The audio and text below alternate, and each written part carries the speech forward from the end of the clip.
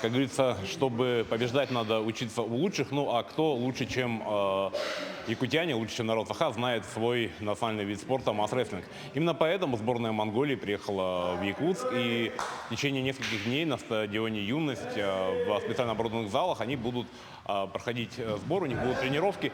Их будут тренировать в том числе и наставники из Якутии. Федерации масс-рестлинга Монголии в этом году исполнилось 10 лет. И так совпало, что в юбилейный год им выпала возможность провести у себя чемпионат Азии. И, конечно же, как хозяева чемпионата, сборная Монголии хочет дать достойный бой представителям других стран. Ну, сборная Монголии рассчитывает только на победу, ну и дать хорошую конкуренцию. Ну, мы все знаем, что сборная Киргизии очень-очень хорошо.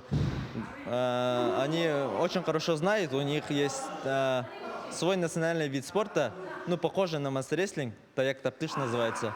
Поэтому они очень хорошо чувствуют и знают, как построиться, как настраиваться. Ну, я думаю, что сборная Монголии покажет хороший результат и хороший бой даст сборной Киргизии.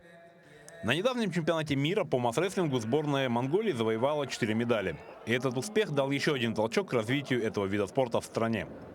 На сборы приехали победители и призеры чемпионата Монголии. Несмотря на то, что у большинства ребят нет опыта выступлений на международных соревнованиях, желание обучаться масс-рестлингу у всех огромное. Они у себя уже прошли отбор, соревновались, и вот в процессе однонедельной тренировки мы увидели то, что они действительно уже имеют багаж знаний, техника тактических действий. Мы показываем, например, ушницкий говорим, а они уже наглядно показывают.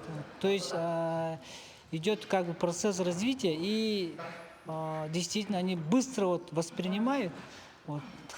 Хоть есть словарные вот такие преграды, они по-русски не знают, мы по-монгольски не знаем.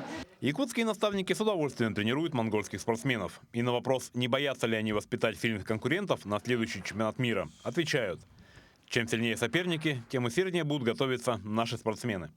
Александр Хавренко, Георгий Григорьев, Якутск.